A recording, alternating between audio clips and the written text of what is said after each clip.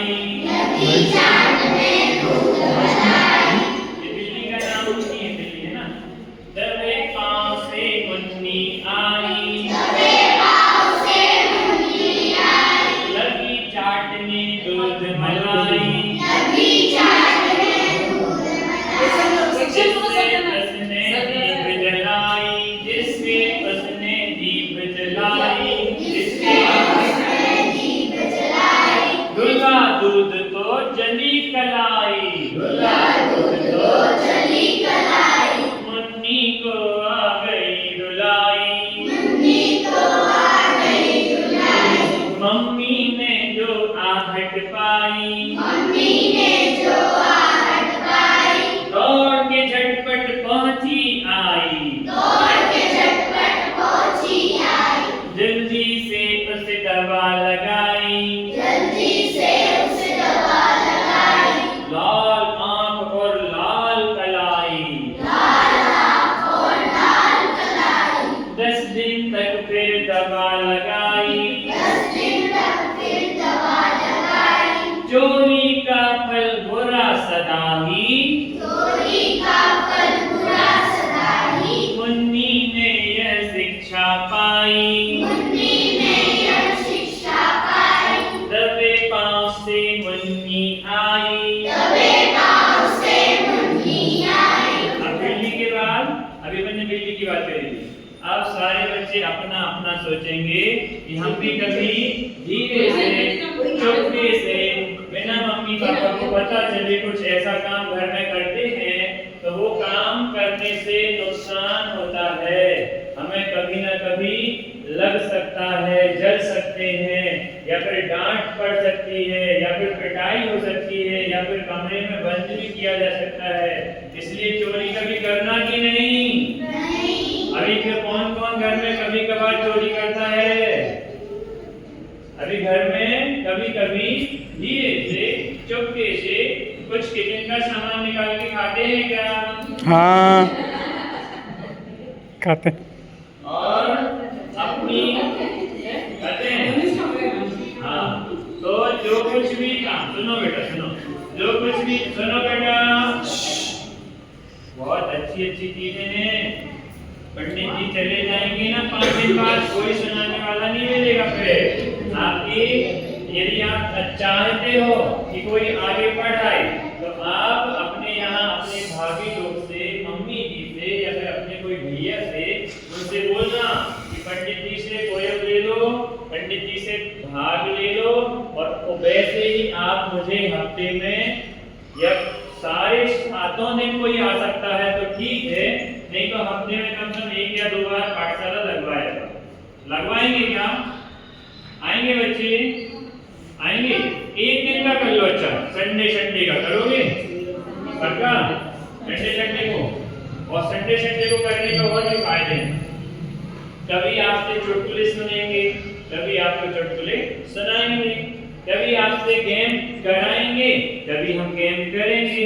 ऐसे सारी अच्छी अच्छी एक्टिविटी अपन मंदिर में आकर कर सकते हैं। तो ऐसे संडे के संडे हर बार फिक्स करके पाठशाला को भी पढ़ना और साथ में गेम भी खेलना, ऐसा बहुत मजा आएगा। अपन को ये सारा खुशी आनंद बाहर मिलने वाला नहीं है।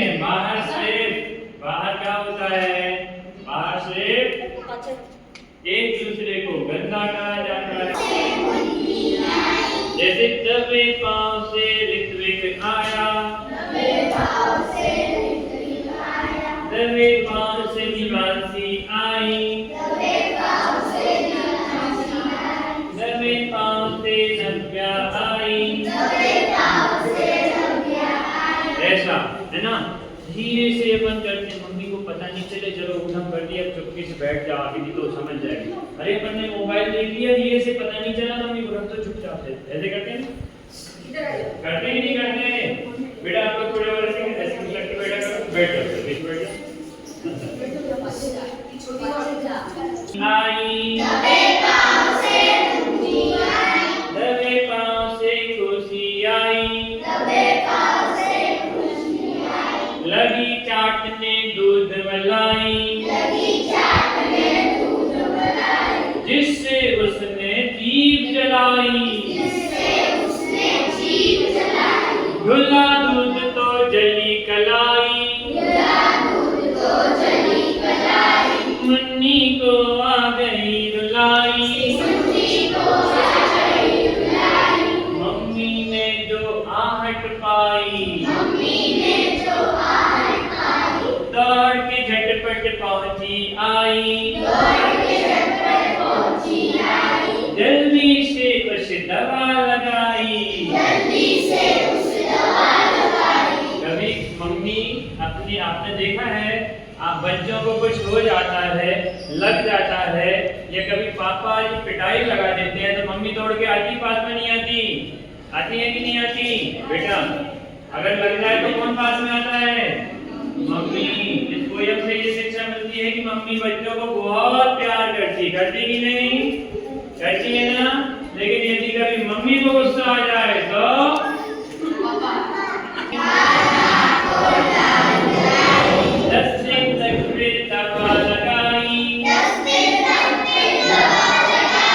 चोरी का फल बुरा सदाही। चोरी का फल बुरा सदाही। चोरी का फल बुरा सदाही। हम सब ने ये शिक्षा पाई। हम सब ने ये शिक्षा पाई। चोरी का फल बुरा सदाही। किस किस ने ये शिक्षा पाई? किसने शिक्षा पाई? चोरी करना चाहिए कि नहीं? चोरी करना चाहिए क्या? चोरी करने से क्या होता है? पाप तो बढ़ता है, पाप तो अभी बन जाएगा पाप, लेकिन तुरंत में कुछ नुकसान है कि नहीं? चोरी करने से पकड़ जाए तो पिटाई हो जाती है। गलती से दूध ढुल गया तो कलाई जल गई। गलती से पता चल गया तो कोई जो बड़े बड़े चोर होते ना, उनको बड़ी बड़ी जेलों में बंद करके बड़े बड़े डंडे से पिटाई लगती है, उल्टा लटका देते हैं। देखा कि नहीं देखा? ये सारे एनिमेशन में पड़ा हुआ है, देखना। इसलिए चोरी कभी किसी को भी नहीं करना। बहुत अच्छे, सारे बढ़िया सुंदर सुंदर बच्चे हैं, होनहार हैं। ये बच्चे कभी भी चोरी नहीं करते हैं। सही कहा ना मैंने? ये बच्चे कभी भी चोरी नहीं करते हैं। कभी स्कूल में दूसरे बच्चे की बैग से पेंसिल निकाल लेते हैं क्या? नहीं निकालते। कभी किसी की कॉपी निकाल के यहाँ से वहाँ फेंक देते हैं क्या? ये सारे काम जैनों के नहीं है, इसलिए अपनी पहचान होती है जैनों की। ठीक है? जय बोलो लक्ष्मण महापर्व की जय हो। पाठशाला भाग 1 पाठशाला भगवान की। अच्छा ये तो बता दो मैं बच्चों में से, अपने मंदिर जी में कौन कौन से भगवान की प्रतिमाएं विराजमान है? कौन कौन से भगवान?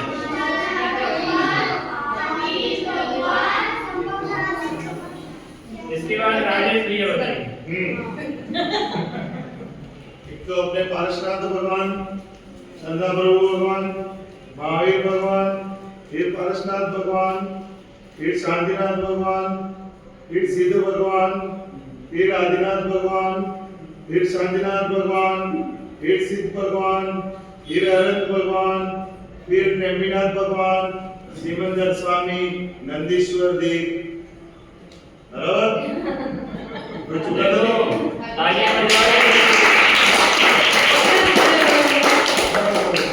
अब मैं आपको बता रहा हूँ। शुद्धात्म है मेरा नाम, शुद्धात्म है मेरा नाम, मात्र जानना मेरा काम, मात्र जानना मेरा काम, मुक्ति पूरी है मेरा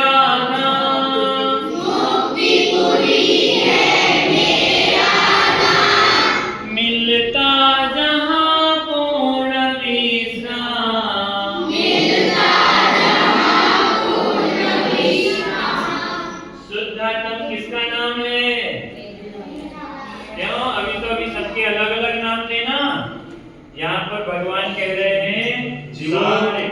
सारे जीवन सी। जीवन इधर देखो। हाँ भगवान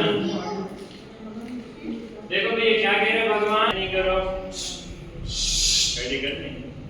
हमारे अंदर एक जो ज्ञान है ना वो आत्मा कहलाता है। मैंने आत्मा दिखाई थी, सभी को पता है क्या?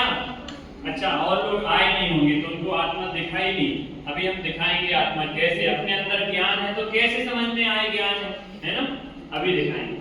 हाँ, तो अपन क्या कह रहे हैं, सारे बच्चों का अकेले नहीं, संसार में जितने भी जीव दिखते हैं जिनमें हलन चलन होता है, मतलब जो चलते हैं फिरते हैं कुछ ना कुछ करते हैं, वे सभी कौन है? जीव हैं। कौन है? जीव। और सबका क्या नाम है?